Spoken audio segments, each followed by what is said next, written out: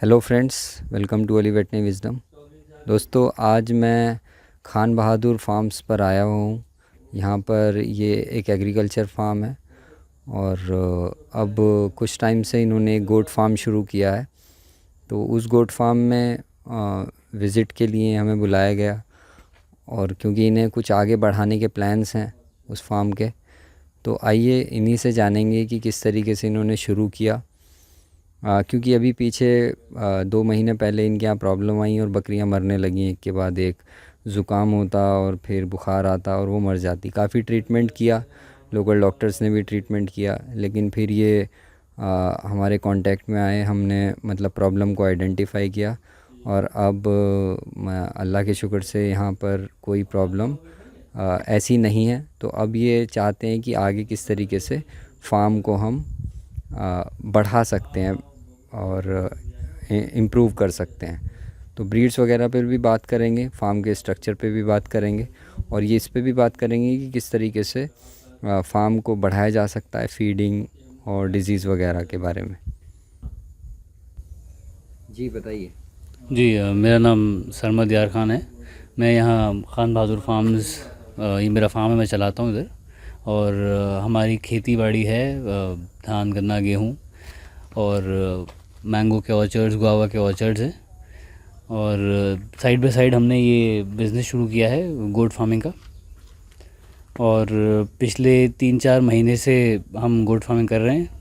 शुरुआत पे तो दिक्कत ज़्यादा नहीं आई, लेकिन एक आध महीने बाद थोड़े अबॉर्शंस होने लगे बकरियों में और रेस्पिरेटरी दिक्कत आने लगी, डायरिया की दिक्कत आई। तब हमें डॉक्टर अली का नंबर मिला और उनसे हमने कांटेक्ट किया और सारी अपनी समस्या उनको बताई। उसके बाद से उन्होंने जो ट्रीटमेंट बताया तो बकरियों में काफ़ी फ़र्क लगा। और आइए देखिए, फार्म देखिए हमारा। तो दोस्तों, ये फार्म हम अब विज़िट कर रहे हैं, देख रहे हैं अंदर से किस तरीके से बना हुआ है। और आप देख सकते हैं ये एस्बेस्टस शीट लगी हुई है इसके रूफ़ पर और स्लांटिंग पोजीशन में है। साइड में से अगर देखें आप तो एक तरफ दीवार खड़ी है और उस पर ही एक स्लोप डाला गया है रूफ़ का। एलईडी लाइट्स लगी हुई हैं और इधर आप देख सकते हैं, इधर ये अमरूद के बाग हैं और ये वो पेड़ हैं जो इनके बकरियों के लिए चारे के तौर पे इस्तेमाल किए जा सकते हैं। सुबह बूल है और अमरूद के पत्ते हैं और बाकी चीज़ें भी लगाई गई हैं, नीम वगैरह। तो ये बाहर का इनका है जो खुला एरिया है और सामने बंद फार्म है। तो कब से आपके दिमाग में आया ये फार्म करने का कि करना है, और क्या यहाँ पर मार्केट वगैरह कैसा है? पिछले इसके बारे में आप कुछ बताइए जो आप जी पिछले 1-2 साल से मैं इस बारे में रिसर्च कर रहा था। तो आप अपना थोड़ा सा एजुकेशन बैकग्राउंड बताइए। अच्छा, मैंने पढ़ाई अपनी अजमेर से करी, न्यू कॉलेज अजमेर। उसके बाद में मैं 3 साल के लिए मुंबई में था, मिठीबाई कॉलेज। मैंने मार्केटिंग में अपना ग्रेजुएशन करा और मुझे ये फ़ील्ड काफ़ी अट्रैक्ट करती थी क्योंकि हमारा हमेशा से फैमिली का लेना देना रहा है खेती बाड़ी से। तो मैं ये सोचता था कि क्यों ना इसमें ही कुछ करा जाए और कुछ ऐसा बिज़नेस इसमें करा जाए जो आगे चल के थोड़ा ग्रो करे। और इसका मटन का हमारे एरिया में काफ़ी डिमांड है और इसी वजह से मैंने ये चूज़ करा गोट फार्मिंग का। और थोड़ा बहुत इस वजह से भी क्योंकि मैं ख़ुद भी एक किसान बैकग्राउंड से हूँ। तो जो इसमें चीज़ उगाई जाती हैं, जिनको खिलाया जाता है, वो हमारे खेतों में पहले से ही उग रहा था। तो जैसा कि आपने देखा कि एक एम्बिशियस मतलब इनका प्रोजेक्ट है और चाहते हैं इसे करना। मैंने कई वीडियोस बनाई हैं गोट फार्मिंग पे और ख़ास तौर से इस बात पे बनाई हैं कि क्यों वो फेल हो जाते हैं। तो यहाँ पर भी उसी मतलब हिसाब से शुरू हुआ, क्योंकि जब ये फार्म शुरू हुआ था तब तो हम नहीं जानते थे एक दूसरे को। सर ने अपने हिसाब से ही ये बनाया और शुरू किया। लेकिन इसके बाद में क्योंकि जब इंसान करने लगता है और प्रॉब्लम्स आने लगती हैं तो फिर कॉन्फिडेंस टूटने लगता है। तो मैं गोट फार्मिंग के ख़िलाफ़ नहीं हूँ, बहुत अच्छा बिज़नेस है, लेकिन मैं उस पैटर्न को मुझ मतलब फॉलो नहीं करवाना चाहता हूँ कि जिसकी वजह से लोगों में नुकसान हो। कई सारे फार्म्स ऐसे ही होते हैं जो बंद हो जाते हैं या प्रॉफिट में नहीं चलते हैं। तो हम यही देखेंगे कि किस तरीके से प्रॉफिटेबल वेंचर बनाया जाए और लोगों का कॉन्फिडेंस यहाँ पर बरकरार रहे। ये देख सकते हैं आप किस टाइप की मिक्स ब्रीड्स हैं, और ब्रीड्स पे कोई बहुत ज़्यादा ध्यान नहीं दिया गया है। हर तरीके की बकरी यहाँ पर है। ये बच्चे हैं गोट किड्स, ऊपर इनके ये सब लगाया गया है। अंदर चलते हैं फार्म के और देखेंगे कि क्या वहाँ पर उस टाइम प्रॉब्लम आई हैं या आ सकती हैं। ये स्टोर रूम है जहाँ पर भूसा भरा हुआ है।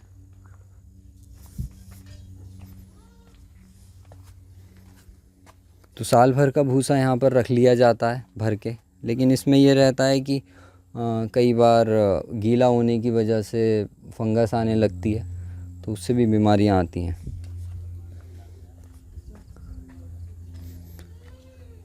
एक प्रॉब्लम यहाँ पे भी थी, क्योंकि इनके फार्म पे खुद की मक्का ग्रो होती है, तो मक्का ये दलवा लेते थे और दलवाने के बाद मक्का खिलाते थे। तो जब प्रॉब्लम आई तो हमने सबसे पहले उस मक्का को बंद करवाया, क्योंकि दली हुई मक्का मॉइस्चर रेनी सीज़न में फंगस के लिए एक बहुत ही मतलब ज़बरदस्त सोर्स बन जाती है, और फंगस से माइकोटॉक्सिन होते हैं, और माइकोटॉक्सिन बकरियों की इम्यूनिटी को डाउन करते हैं। शायद ये बात आपको कोई ना बताए और इतनी ना पता हो। तो अंदर चलते हैं। ये फार्म है, इस तरीके से बना है।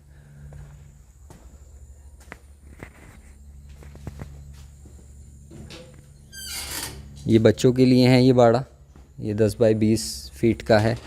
और जैसा मैं हमेशा कहता हूँ कि छोटे फट्टे वाले जो प्लेटफॉर्म हैं, जैसा यहाँ पर दिख रहा है, ये बनवाने चाहिए। इनके अंदर गैप रहता है, मतलब आधा इंच का या 1 इंच का गैप रह सकता है, जिससे जो उसका गोबर और यूरिन है वो नीचे जाता रहे, है ना। ये पराली बिछी हुई है, इसके ऊपर बच्चे बैठ जाते हैं। इसे बदलते रहना चाहिए जैसे जैसे ये गीला हो जाता है। ये खाने की रैक है, जो उसका मेंजर है। खाने की रैक भी काफ़ी मतलब इम्पोर्टेंट रहती है। उसकी हाइट कितनी हाइट और वो होगी इसकी लगभग नीचे से हाइट 6 इंच करीब होगी। ये 6 इंच होगा नीचे तक, और ये 3 इंच का ये होगा। अच्छा, तो ये आपने खुद ही डिज़ाइन करके बनाई है? पूरी डिज़ाइन कर दी है। तो ये बच्चों के खाने की रैक है, इम्पोर्टेंट चीज़ है ये। आइए आगे देखते हैं।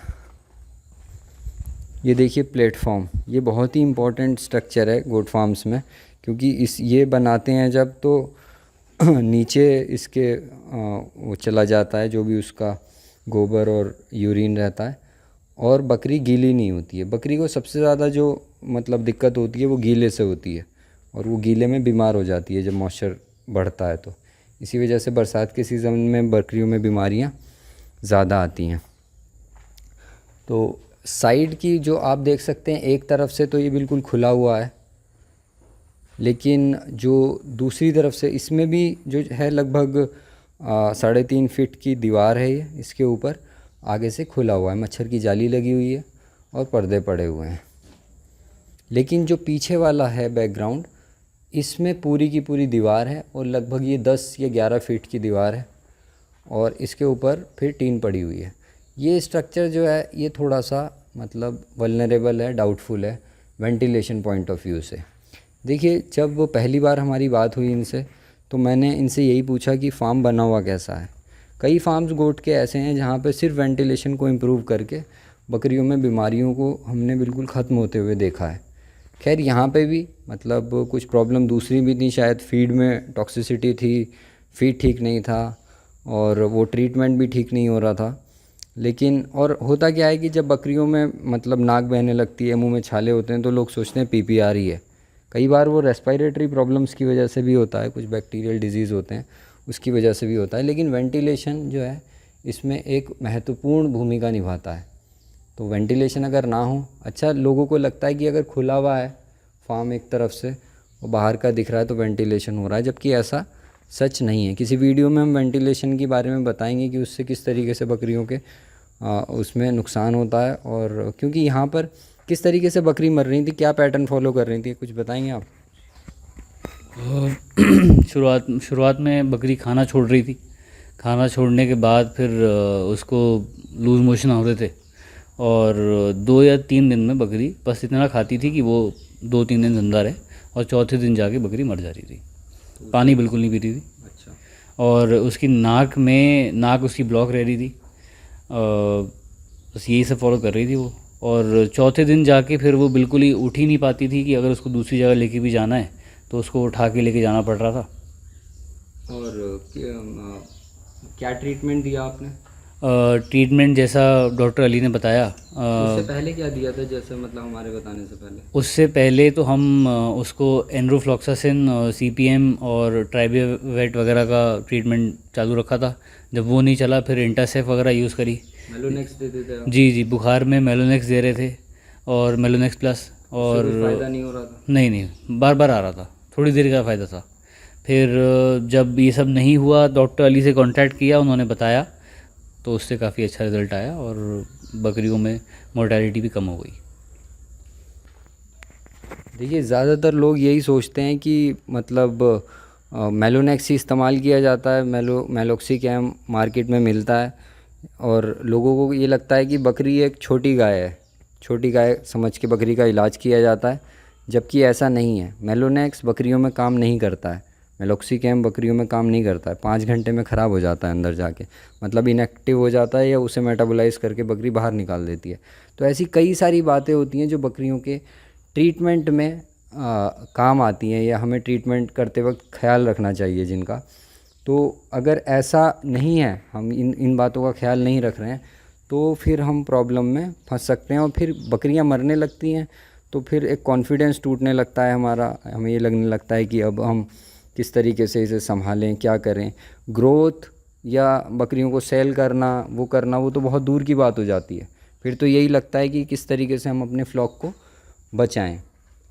तो इसीलिए मतलब ना सिर्फ इस फार्म पे, कई फार्म्स के ऐसे कॉल्स आते हैं कि उनके यहाँ मतलब प्रॉब्लम्स हैं, और वो चाहते हैं कि किस तरीके से हम इन्हें हैंडल करें। तो उसके लिए एक शुरुआत करने की कोशिश की जा रही है। हम एक ट्रेनिंग प्रोग्राम शुरू करेंगे जिसमें गोट डिजीज़ मैनेजमेंट के बारे में हम एक ट्रेनिंग करेंगे, ऑनलाइन ट्रेनिंग करेंगे, और सब बताया जाएगा किस तरीके से बकरी बीमार होती है, कैसे उसके इलाज के लिए अप्रोच करनी चाहिए, और कौन सी दवाइयाँ इस्तेमाल करनी चाहिए।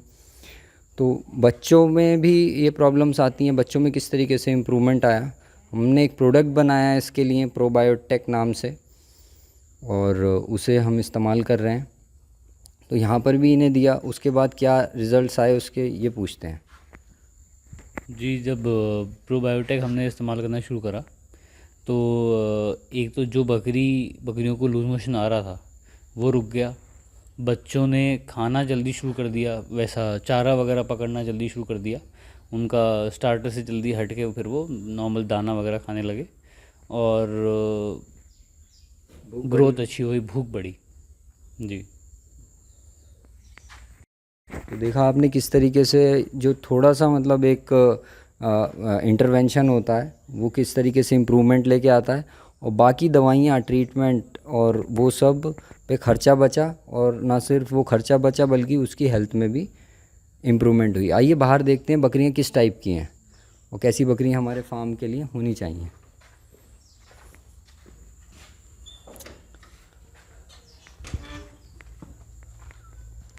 ये देख सकते हैं यहाँ पे, अब यहाँ पे सुबह की फीडिंग हो चुकी है, अब बकरियाँ बैठ गई हैं, जुगाली कर रही हैं, रुमिनेशन कर रही हैं, और किस तरीके से ये।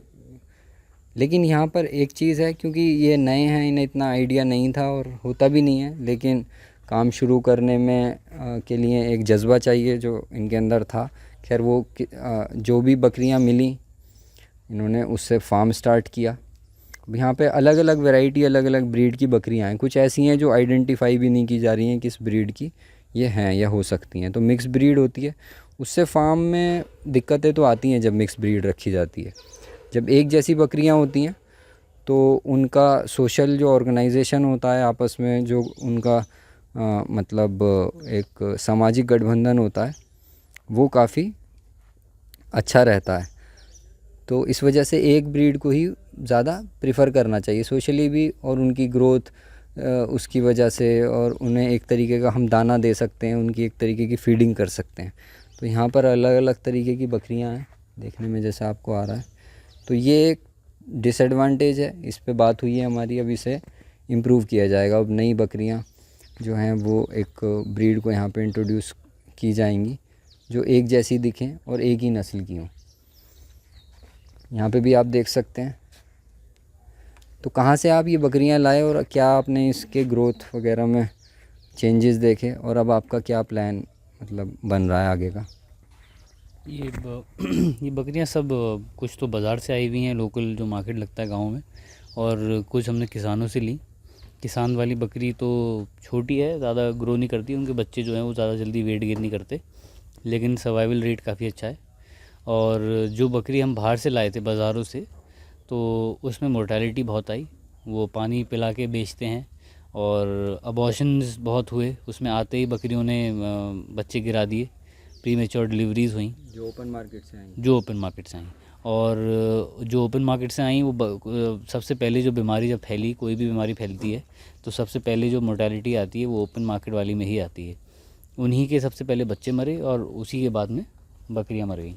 लेकिन जो बकरी देसी थी, यहाँ गाँवों की थी, उनमें कोई बीमारी नहीं आई ख़ास, और उनके बच्चे भी ज़िंदा हैं, बस ग्रोथ उनकी कम है। तो अभी क्या स्ट्रेटजी रहेगी अब आगे? अब जैसा डॉक्टर ने सजेस्ट किया है कि आगे चल के यही है कि एक ही ब्रीड पे काम किया जाएगा, जो अच्छी जगह से, ऐसे फार्म से ली जाएंगी जो पहले से वैक्सीनेशन फॉलो करते हैं, जो उनको अच्छा खिलाते पिलाते हैं, और जब बेचते हैं तो पानी वानी पिला के नहीं बेचते, जो प्रॉपर गाभिन बकरी ही बेचते हैं, वो खाली बकरी नहीं बेचते। तो ऐसे ही फार्म से हमने बकरी लेंगे अब।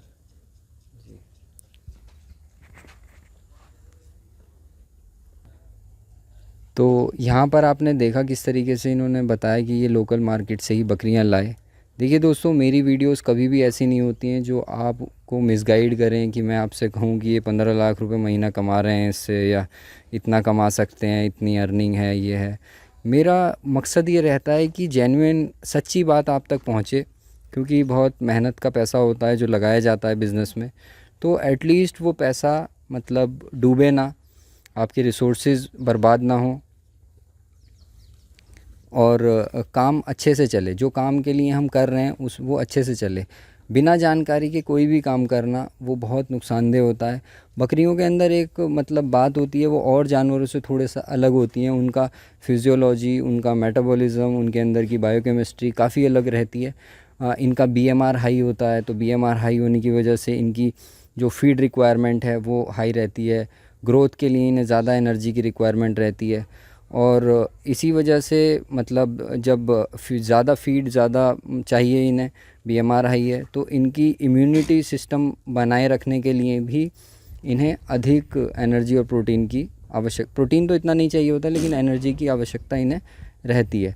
तो ऑक्सीजन की रिक्वायरमेंट, एयर की रिक्वायरमेंट भी ज़्यादा रहती है। लेकिन तो हम जब इस टाइप के फार्म्स में इन्हें ग्रो करते हैं जहाँ वेंटिलेशन की प्रॉब्लम होती है, तो बकरियों की ग्रोथ में अक्सर दिक्कत देखने में आती है, और वो इस तरीके से ग्रो नहीं कर पाती हैं। तो मकसद ये रहता है कि बकरियों में हम बीमारियों का एक पैटर्न समझें। गाय में, भैंस में ऐसी बीमारियां इतनी नहीं आती हैं, मुर्गियों में बीमारियां आती हैं, उनका पैटर्न अलग है। उसके लिए हम कई मतलब समय समय पर वीडियो बनाते रहते हैं, जागरूक करते रहते हैं आप लोगों को। लेकिन इसी तरीके से बकरियों के अंदर भी एक प्रॉब्लम देखने में आती है, यही वाली, कि बहुत सी दवाएं ऐसी हैं जो गाय के अंदर काम करती हैं, बकरियों में काम नहीं करती हैं।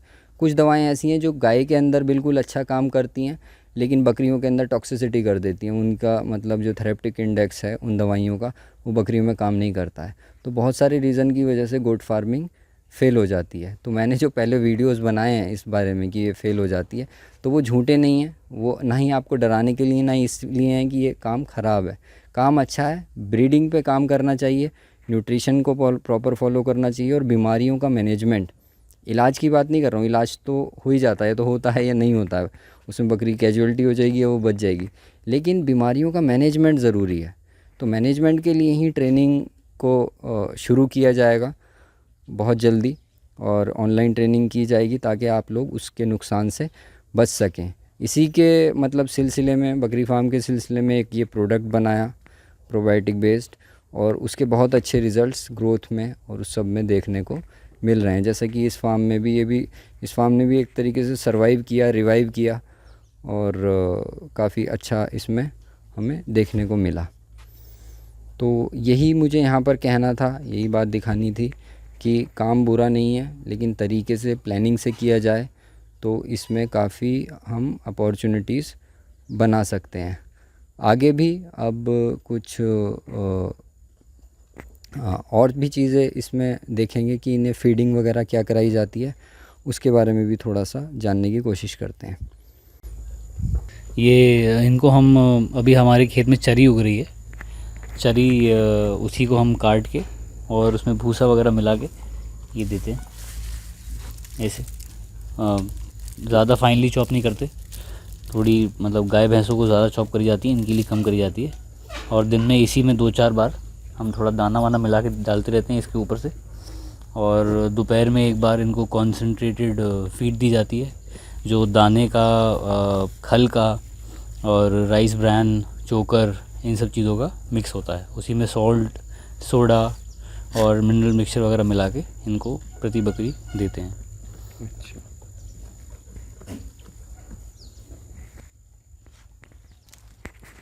तो ये फिर हम वहीं आ गए हैं फार्म के अंदर। ये थोड़ा सा इनके यहाँ जो ये देते हैं नमक, सोडा वगैरह, ये चारा काटने की मशीन है। ये चरी है, यहाँ पर चरी अच्छा रहती है बकरियों के लिए, स्टॉल फीडिंग में काफ़ी अच्छा रहती है। लेकिन होता क्या है कि हमारी जो बकरियाँ होती हैं वो चरती हुई आती हैं मार्केट से, और मतलब जब उन्हें ख़रीद के लाया जाता है तो ज़्यादातर चरने वाली बकरियाँ होती हैं।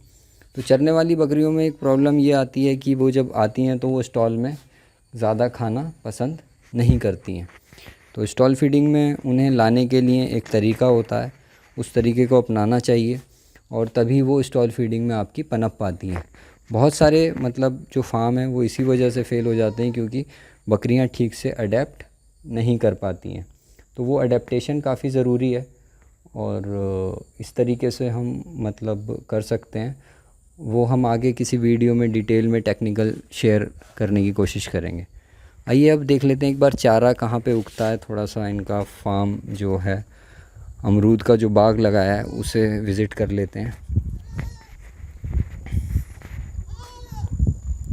देखिए कितनी एकदम पीसफुल जगह है, ये एकदम शांत जगह है, और ऐसी जगह में फार्म करने का, रहने का एक अलग ही मज़ा है। और अगर इसमें हमारी प्रोडक्टिविटी अच्छी आए एनिमल्स की, तो उसमें वो मज़ा और भी दुगना हो जाता है।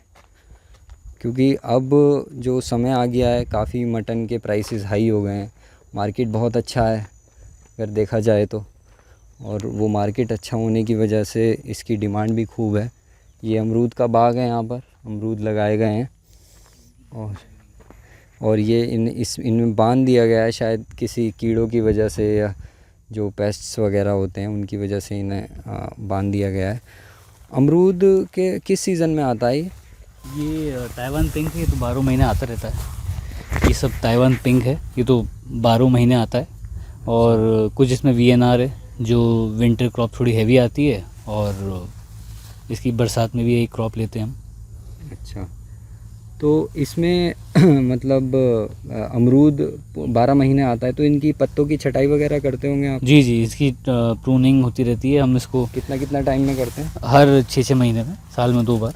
तो इसको अब कम हाइट पे रखते हैं, फैलाते ज़्यादा हैं, ज़्यादा ऊंचे जाने नहीं देते। दोस्तों, अमरूद के पत्ते जो हैं वो बकरियों के लिए एक बहुत ही न्यूट्रिशियस फूड माने जाते हैं। इनकी मेडिसिनल वैल्यू भी रहती है, मेडिसिनल वैल्यू होने के साथ साथ बकरियों को खाने में भी अच्छे लगते हैं। तो काफ़ी बड़ा मेरे ख्याल से ये बाग है इनका। कितने इसमें पेड़ होंगे? 1400 पेड़ हैं। तो उनकी जब प्रूनिंग होगी, उनकी जब छटाई होगी, कटाई होगी, तो उन पत्तों से जो हमें वो फीड मिलता है, तो वो काफ़ी दिन तक चल जाता है। मतलब अगर 15 दिन भी अगर वो चल जाए तो हमारे लिए 15 दिन का एक चारा बच जाता है। तो इस तरीके से भी इस्तेमाल किया जा सकता है। बकरी पेड़ के पत्तों को बहुत चाव से खाती है, बहुत उसे अच्छा लगता है वो पत्ते खाना। तो अब ये चीज़ हमने देखी, जैसे कि ये जो आसपास की चीज़ें होती हैं, जगह का यूटिलाइजेशन है, ये काफ़ी अच्छे तरीके से किया जा सकता है और किया जा रहा है यहाँ पर। मुझे तो इस फार्म की विज़िट में बहुत ही मज़ा आया। उम्मीद करता हूँ आप लोगों को भी सीखने को भी मिल रहा होगा और ये सब देख के अच्छा भी लग रहा होगा, मज़ा भी आ रहा होगा। नेचुरल ब्यूटी की बात ही कुछ और है। और ये हरा चारा है यहाँ पर, ये उगाते हैं यहाँ पर, इसे काट के लाते हैं। ये सुपर नेपियर यहाँ पर लगाई हुई है, देख सकते हैं आप। ये चरी कट के आ रही है। देखिए लेबर का बहुत ही इंटेंसिव काम रहता है किसी भी पशुपालन या पोल्ट्री वगैरह में। तो अगर लेबर हमारे यहाँ मेहनती है, रिलायबल है, फेथफुल है, तो हमारा काम बहुत आसान हो जाता है। और अगर लेबर ठीक नहीं है तो लेकिन हमें भी उन्हें अच्छी तरीके से रखना पड़ता है। उनकी सारी ज़रूरतों को पूरा करें, उन्हें एक अच्छा रहने की जगह दें, अच्छा उनके लिए खाने पीने का इंतज़ाम रखें, तो लेबर भी काफ़ी अच्छे से रहती है। तो ये सुपर नेपियर यहाँ पे लगाई गई है एक तरफ। ये सभी इन्हीं का ही लैंड है जो भी यहाँ पे हमें देखने में आ रहा है। हर तरफ दूर दूर तक धान की खेती भी करते हैं ये, और गन्ना वगैरह, चरी, गेहूँ सब उगाते हैं यहाँ पे। अमरूद है, पीछे हम आम के बाग थे जहाँ से आए थे। तो काफ़ी मतलब फैला हुआ है। तो ऐसे में अगर कोई मतलब गोट फार्मिंग की तरफ आता है तो वो अपने इंटरेस्ट और हॉबी की वजह से ही आता है, और जाहिर सी बात है उसमें चाहते हैं कि इनकम भी उससे मिले हमें। तो इनकम एक बहुत ज़रूरी पार्ट होता है। अगर इकोनॉमिकली वायबल नहीं होगा सिस्टम तो कोई उसे क्यों करना चाहेगा। शुरुआत में थोड़े झटके आते हैं, उनसे सीखा जाता है, और जब सीख लेते हैं तो हम उसे मतलब फिर इम्प्लीमेंट करते हैं। तो यही काम मेरा भी है। मैं भी चाहता हूँ कि ये सही से चले चीज़ें। तो दूर दूर तक ये सब अवेलेबल हैं, जगह भी, रिसोर्सेज भी। अगर इस रिसोर्सेज का हम लाभ ना उठा पाएँ तो फिर वो हमारी ही गलती रहती है कहीं ना कहीं। तो उम्मीद है आपको ये बड़ा अच्छा लगा होगा ये सेशन, और जुड़े रहिए, ट्रेनिंग का हिस्सा बनिए। अभी इसका अनाउंसमेंट होगा कि ट्रेनिंग शुरू कब से होगी ऑनलाइन। गोट डिजीज़ मैनेजमेंट के बारे में होगी। उसमें थोड़ा बहुत फार्म शुरू कैसे किया जाता है, क्या क्या सावधानियां रखनी चाहिए, उसके बारे में भी हम बात करेंगे। और तब तक के लिए आप लोगों से हम इजाज़त चाहते हैं, और किसी अगली वीडियो में भी मिलेंगे। और जो भी डिस्क्रिप्शन है ट्रेनिंग का या आगे के लिए या कंसल्टेशन का, वो नीचे डिस्क्रिप्शन में दिया गया है। और थैंक यू करते हैं आपका एक बार। Thank you so much doctor Ali हमारे फार्म पे आने के लिए। Okay friends, bye.